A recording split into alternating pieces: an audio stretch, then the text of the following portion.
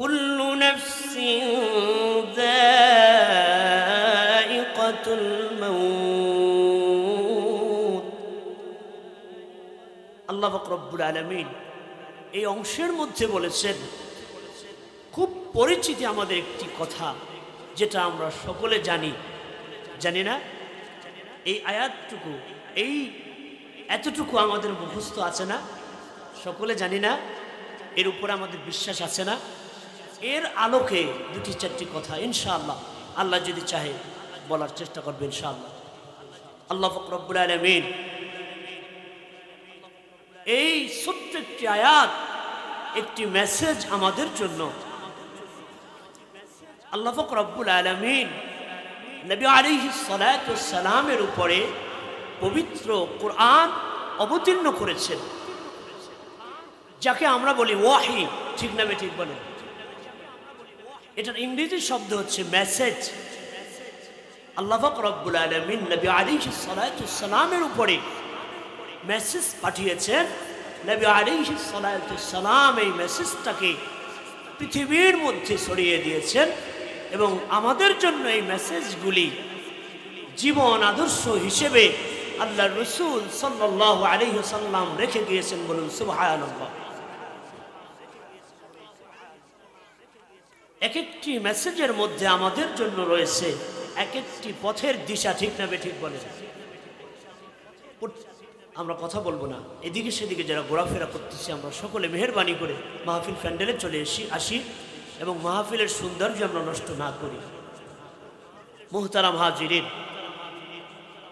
আল্লাহ পাক রব্বুল আলামিন কোরআনের মধ্যে যত আয়াত, যত শব্দ আমাদের জন্য দিয়েছেন, প্রত্যেকটি আমাদের জন্য দিয়েছেন মেসেজ হিসেবে, আমাদের পথ প্রদর্শক হিসেবে, যে এগুলির মাধ্যমে আমরা আমাদের জীবন পরিচালনা করব। বলুন সুবহানাল্লাহ।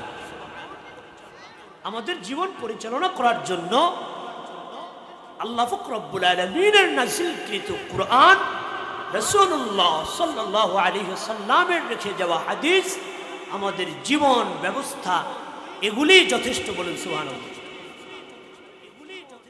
এগুলি থেকে আমাদের জীবন বাস্তবায়ন করতে হবে। কোরআনের মধ্যে আল্লাহ পাক রব্বুল আলামিন আমাদের জন্য লক্ষ লক্ষ মেসেজ আল্লাহ পাক রব্বুল আলামিন আপনার আমার জন্য দিয়েছেন, আমাদের পথ প্রদর্শক হিসেবে। কিভাবে আমরা কোন পথে যাব, কোনটা আমাদের জন্য সঠিক আর কোনটা আমাদের জন্য ব্যাঠিক, আমাদের কি হবে, কি করব আমরা, কি করণীয়, কি বর্জনীয়, সব কিছু আল্লাহ পাক রব্বুল আলামিন কোরআনের মধ্যে দিয়েছেন। বলুন না সুবহানাল্লাহ।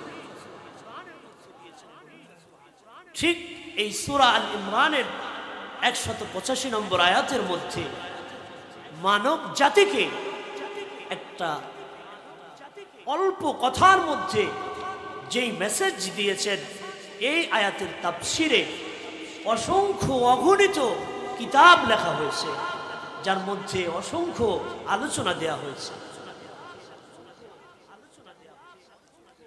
কুল্লু নাফসিন যায়িকাতুল মাউত, এতটুকু কথার মধ্যে কি রয়েছে? আল্লাহ পাক রব্বুল আলামিন বলেছেন, কুল্লু নাফসিন যায়িকাতুল মাউত। আল্লাহ পাক রব্বুল আলামিন আয়াতের মধ্যে বলেছেন, তোমরা জেনে রেখো প্রত্যেকটা প্রাণীকে মৃত্যুর স্বাদ গ্রহণ করতে হবে। অবশ্যই হবে। কোনো সন্দেহ আছে? কোনো সন্দেহ নেই। প্রত্যেকটা প্রাণীকেই অবশ্যই মৃত্যুর স্বাদ গ্রহণ করতে হবে। মৃত্যুর স্বাদ গ্রহণ করবে। মৃত্যু কেমন একটা নাম, মৃত্যু শুধু বললাম আর শেষ হয়ে গেল না, না, এই জীবনটা আসল জীবন নয়। এই জীবন যখন চলে যাবে, আজরাইল যখন জানটাকে নিয়ে যাবে, এরপরেই হবে আসল জিন্দেগানি শুরু। এটার পরেই শুরু হচ্ছে। এজন্য বন্ধু, কুল্লু নাফসিন যায়িকাতুল মাউত। এই শব্দটুকু শুনতে খুব অল্প, কিন্তু এর মধ্যে হাজারো লক্ষ কোটি কথা লুকায় আছে। ঠিক না ঠিক বলেন? মৃত্যুর মধ্যে কি নাই? মৃত্যুর মধ্যে তো সব কিছু আছে। এই দুনিয়ায় যা কিছু করতেছি আর যা কিছু করেছি সব কিছু এক নিমিষে শেষ হয়ে যাবে। যেই শব্দটা উচ্চারণ হলে সেই শব্দটার নাম হলো মৃত্যু। ঠিক না ঠিক বলেন? আল্লাহ পাক রব্বুল আলামিন বলেন, মৃত্যু প্রত্যেকের জন্যই অবধারিত, প্রত্যেকটা প্রাণীর জন্যই অবধারিত। আল্লাহ পাক রব্বুল আলামিন কোরআনের মধ্যে সূরাতুন নাহলের 61 নম্বর আয়াতে আল্লাহ বলেন, فإذا جاء أجلهم لا يستأخرون ساعة ولا يستقدمون। নিশ্চয়ই মৃত্যুর ঘণ্টা যখন বেজে যাবে, মৃত্যুর সময় যখন যার যেভাবে নির্ধারিত রয়েছে ঠিক ওইভাবেই তার তখন সেই সময় সেই অবস্থায় মৃত্যু হয়ে যাবে। মৃত্যু থেকে কেউ পালাতে পারবে না। মৃত্যু এমন একটি নাম, মৃত্যু এমন একটি শব্দ, যেই মৃত্যু যখনই আসবে তখনই জীবনের সমস্ত ভালোবাসা, সমস্ত আরামায়েশ, সমস্ত চিন্তা ভাবনা, জীবনের মধ্যে যা কিছু রয়েছে, মৃত্যু যখনই আসবে সব কিছু এক নিমিষেই নিপাত করে দেবে। ঠিক না ঠিক বলে? মৃত্যু এমন একটি নাম, মৃত্যু কাউকে ছেড়ে দিবে না। মৃত্যু যেই ফেরেশতার মাধ্যমে হয়ে থাকে, নফস রূহ যেই ফেরেশতা নিয়ে যায়, সেই ফেরেশতার নাম কি? সেই ফেরেশতার নাম হলো আজরাইল। ঠিক না ঠিক বলেন? আজরাইল যখনই কোনো ব্যক্তির সামনে চলে আসবে, কারো কাছে চলে আসবে, ফাইদা জাআ আজালুহুম লা ইস্তাখিরুনা সাআতাও ওয়া লা ইস্তাকদিমুন। আজরাইল চলে আসবে আর কেউ এক সেকেন্ড সময় রেহাই পাবে না। হাজারো বার যদি বলা হয়, ও আজরাইল ভাই, তোমার সাথে আমি বন্ধুত্ব করলাম, তুমি আমাকে 1 ঘন্টার সময় দাও, 1 ঘন্টায় আমার পৃথিবীর মধ্যে অনেক কাজ অগুছালো রয়েছে, সেই কাজগুলো গুছায়া আমি আসবো, আমার জান কবজ করবা। এমন সময় দিবে? এমন সময় আজরাইল দিবে না। আজরাইল যখন কারো নিকটে চলে আসবে, আল্লাহ কোরআনের মধ্যে বলেন, ফি বুরুজিম মুশাইয়াদা, লোহার পিঞ্জরের মধ্যেও যদি কেউ লুকায়া থাকো, আজরাইল সেথায় গিয়েও তোমার রূহ কবজ করে নিবে। মৃত্যু থেকে কেউ বাঁচতে পারবে না। মৃত্যু থেকে কোনো প্রাণী বাঁচতে পারবে না। এজন্য আপনার আমার প্রত্যেকের জন্য মৃত্যু অবধারিত আছে কি নাই? আল্লাহর সে আয়াতের অবশ্যই প্রত্যেক প্রাণীকে বাস্তবায়ন হতে হবে। আল্লাহ পাক রব্বুল আলামিন কোরআনের মধ্যে বলেন, কুল্লু নাফসিন যায়িকাতুল মাউত। প্রত্যেকটা প্রাণী অবশ্যই মৃত্যুর স্বাদ গ্রহণ করতে হবে। মৃত্যু থেকে কেউ বাঁচতে পারবে না। মৃত্যু তোমাদেরকে এমন ভাবে গ্রাস করে নিবে, পৃথিবীর সব কিছু ফেলায়া তোমার মৃত্যুর পথে রওনা দিতে হবে। এই জন্য বাবার আমার, বন্ধুরা আমার, মৃত্যু প্রত্যেকটা মানুষের জীবনে আসবে। এই জন্য প্রস্তুতি কি অনেক বাবার আছে।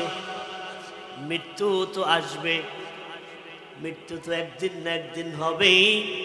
এটা নিয়ে কি চিন্তা ভাবনা, এটা নিয়ে কেন অযথা সময় নষ্ট করব? যা ইচ্ছা করে নেই, মৃত্যুর পরে আর কি হবে? মৃত্যু তো শেষ। আছে না এমন এমন ব্যক্তি আছে না সমাজে, বলে যে মৃত্যু তো শেষ, মৃত্যুর পরে কি হবে? কেউ আজ পর্যন্ত দেখতে পেরেছে কবরের মধ্যে কি হয়? কবরে তো আমার কবরে আমি যাব, তোমার কবরে তুমি যাবা, আমাদের পূর্বপুরুষ চলে গিয়েছে, কি হয়েছে? আজ পর্যন্ত কিছুই দেখলাম না, মাটি চাপা দিয়ে রেখে আসলাম, সেখানেই শেষ।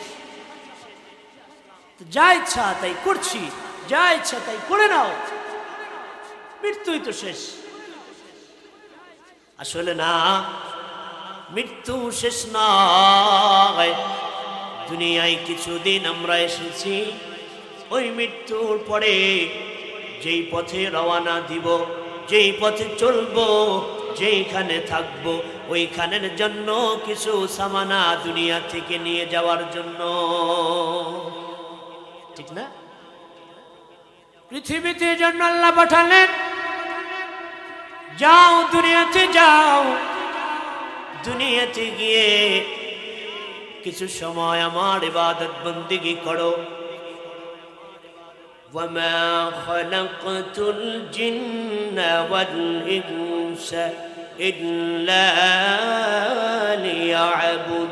ليعبدون। আল্লাহ বলেন, যাও দুনিয়ায় কিছু সময় ঘুরে আসো, দুনিয়া থেকে কিছু সামানা নিয়ে এসো। তুমি দুনিয়া থেকে যেই পরিমাণ সামানা নিয়ে আমি আল্লাহর কাছে আসবা, আমি আল্লাহ তোমাকে সেই পরিমাণ কবরের মধ্যে ফয়সালা করে দিব। দুনিয়া থেকে যদি নেক কামাই করে, নেক আমল করে আমি আল্লাহকে রাজি খুশি করে আসতে পারো, তাহলে আমি তোমাকেও জান্নাত দিয়ে আমি তোমাকেও রাজি খুশি করে দিব। বলুন সুবহানাল্লাহ। আল্লাহ তাআলা কোরআনের মধ্যে বলেন, ইন্নাল আবরারা লাফি নাঈম ওয়া ইন্নাল ফুজ্জারা লাফি জাহিম। নিশ্চয়ই নেককারদের জন্য রয়েছে জান্নাত, আর বদকারদের জন্য রয়েছে জাহান্নাম। তুমি দুনিয়া থেকে যেভাবে রোজগার করে আনবা, দুনিয়া থেকে যেগুলি কামাই করে আনবা, যদি নেক কামাই করে আমি আল্লাহকে খুশি করে আসতে পারো, আমি আল্লাহ তোমাকে খুশি করে জান্নাতের অধিবাসী করে দিব।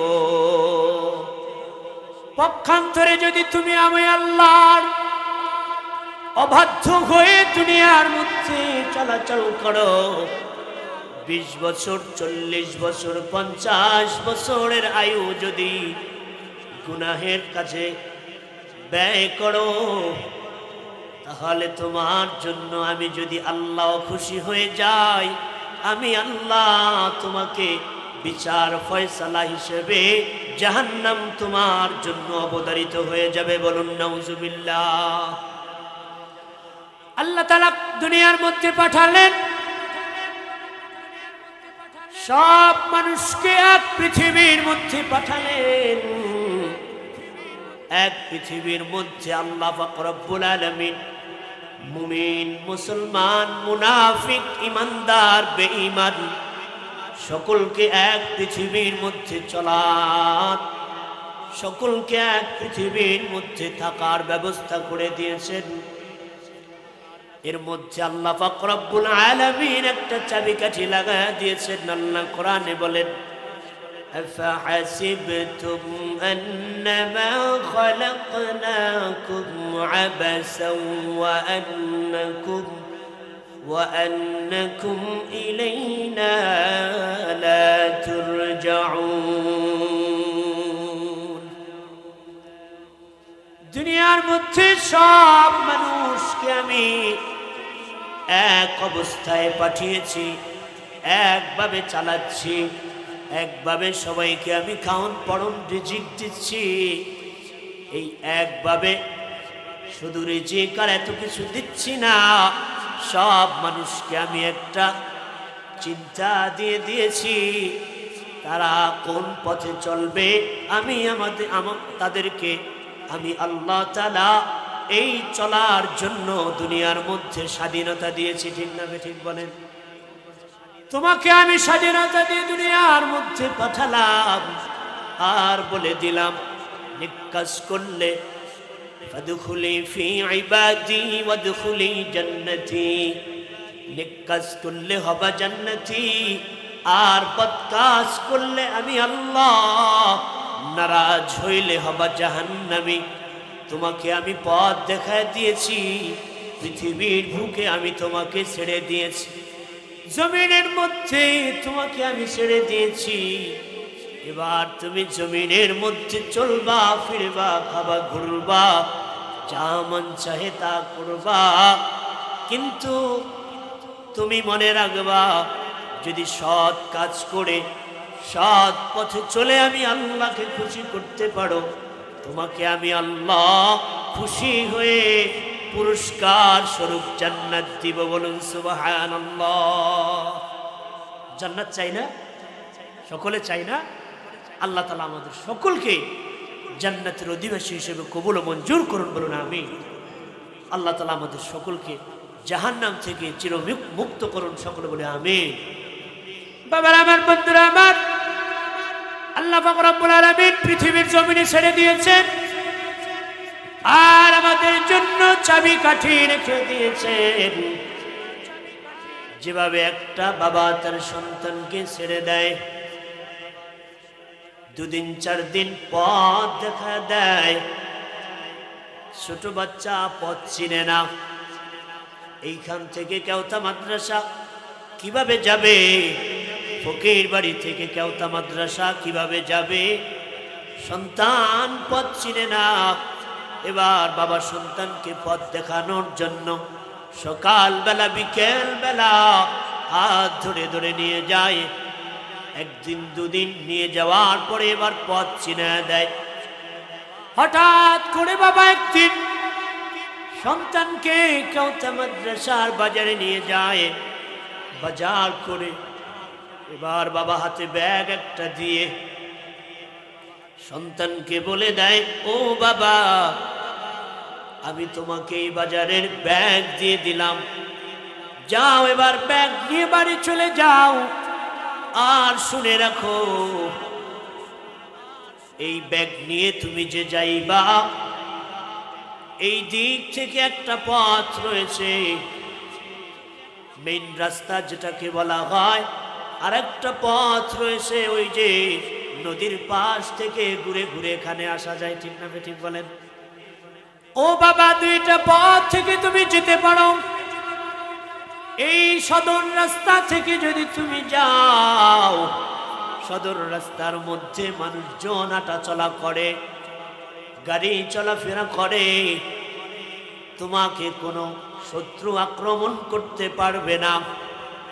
আর যদি তুমি এই পাশ থেকে নদীর পাশ থেকে ঘুরে আসো, ওই পাশে কোনো লোকজন নাই, ওই পাশ থেকে যদি তুমি যাও, হঠাৎ করে তোমাকে কোনো হিংস্র প্রাণী অথবা কোনো শত্রু আক্রমণ করতে পারে। ঠেকানোর মতো কেউ থাকবে না, দেখার মতো কেউ থাকবে না। তোমাকে যদি কোনো শত্রু অথবা হিংস্র প্রাণী আক্রমণ করে বাবা, তুমি সাথে সাথে বিপদগামী হয়ে যাবা। ঠিক না ঠিক বলেন? ঠিক আল্লাহ পাক রব্বুল আলামিন কোরআনের মধ্যে বলে দিয়েছেন, ফাহাসিবতুম আন্নামা খলাকনাকুম আবাসান وأنكم إلينا لا ترجعون আল্লাহ পাক রব্বুল আলামিন বলে দিয়েছেন তোমাদেরকে আমি স্বাধীনতা দিয়ে দিলাম, পৃথিবীর মধ্যে বাণ চলাচল করো, যা মন চাহে তাই করো, তবে শুনে রাখো যদি এই পথ থেকে চলো, ডান পথ রয়েছে তোমার জন্য উপকারী, ডান পথ থেকে যদি তুমি চলতে থাকো, ডান পথ থেকে চলতে তোমার বাধা হবে, কষ্ট হবে। ডান পথ অর্থাৎ যদি সৎ পথে চলতে থাকো, সত্য কথা বলতে থাকো, হালাল খেতে থাকো, নামাজ ওয়াক্ত মতো আদায় করতে থাকো, রোজা আল্লাহর হুকুমতে রমজান মাসে আদায় করতে থাকো, তোমার জন্য যদি আল্লাহ এই ইবাদতের পরে যদি আল্লাহ খুশি হয়ে যায়, আল্লাহ যদি তোমার কোনো সৎ কাজের পরে যদি খুশি হয়ে যায়, ডান পথের কোনো কাজের পরে যদি আল্লাহ খুশি হয়ে যায়, তোমার জন্য আল্লাহ জান্নাত অবধারিত করে রেখেছেন। বলুন সুবহানাল্লাহ।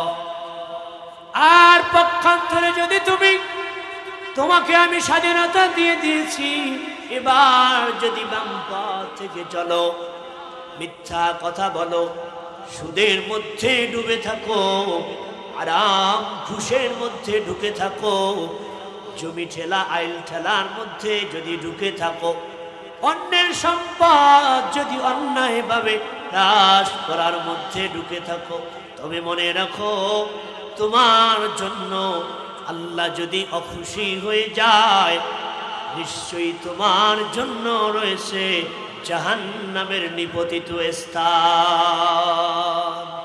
নাউজুবিল্লাহ বলবেন না? এজন্য বাবার আমার, বন্ধুরা আমার,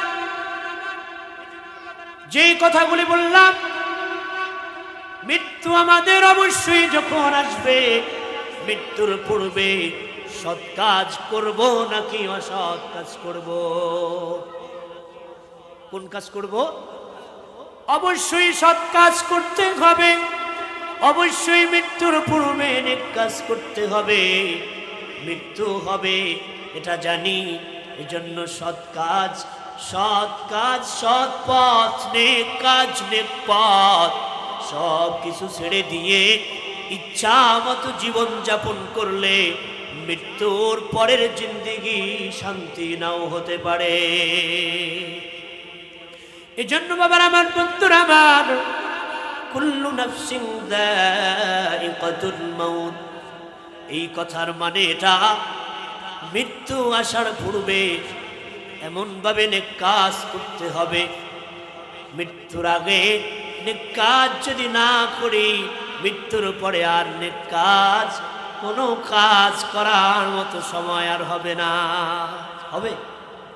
মৃত্যু হয়ে গেছে, এবার যদি কান্নাকাটি করতে থাকে, আল্লাহ সারা জীবন গুনাহের কাজ করেছি, একদল গুনাহগার হবে, কিয়ামতের ময়দানে জাহান্নামের মধ্যে নিপতিত যারা হবে, জাহান্নামের মধ্যে এবার আফসোস করতে থাকবে আর ডাকতে থাকবে, ও দয়ার মালিক, দুনিয়ার মধ্যে বুঝি নাই, আলেমদের কথা অমান্য করেছি, পাড়ায় পাড়ায় মাহফিল হয়েছে, আয়োজন হয়েছে, দিনই আয়োজন, তবুও কোনোদিন কারো কথা শুনি নাই, শুধু শুধু ভেবেছি হ্যাঁ মৃত্যু হবে, হয়ে যাক।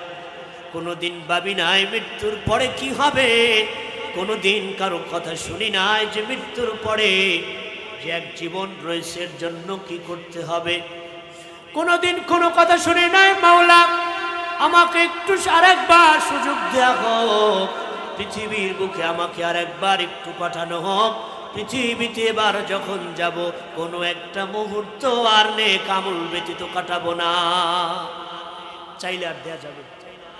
এবার ফেরেশতারা ডেকে বলবে, ওরে নাফরমান, দুনিয়ার মধ্যে তোকে দীর্ঘ বছর সময় দেয়া হয়েছিল, এত বছর এত সময় পাওয়ার পরেও মাওলার ইবাদত করো নাই, তোকে আর সুযোগ দেয়া হবে না এই জাহান্নামের আযাব ভোগ করতে থাক। বলুন নাউজুবিল্লাহ। এজন্য বাবার আমার, বন্ধুরা আমার, আল্লাহর রাসূল সাল্লাল্লাহু আলাইহি ওয়াসাল্লাম বলেছেন, মৃত্যুর পূর্বে জীবনের মূল্যায়ন করতে হবে। নবী আলাইহিস সালাতু ওয়াস সালাম বলেন, 5 জিনিস আসার পূর্বে 5 জিনিসের মূল্যায়ন করো। কয় জিনিসের? 1 নম্বরে আল্লাহর রাসূল বলেন, তোমার জীবনে বার্ধক্য আসার আগে যৌবনের মূল্যায়ন করতে থাকো। বার্ধক্য এসে গেছে, এবার চাইলেও একটা রুকু করতে পারে না, এবার সিজদায় গিয়ে 3 বার বলতেই কষ্ট হয়, আর বেশি যে তাসবিহ পড়বে এটা তো অসম্ভব হয়ে দাঁড়ায়।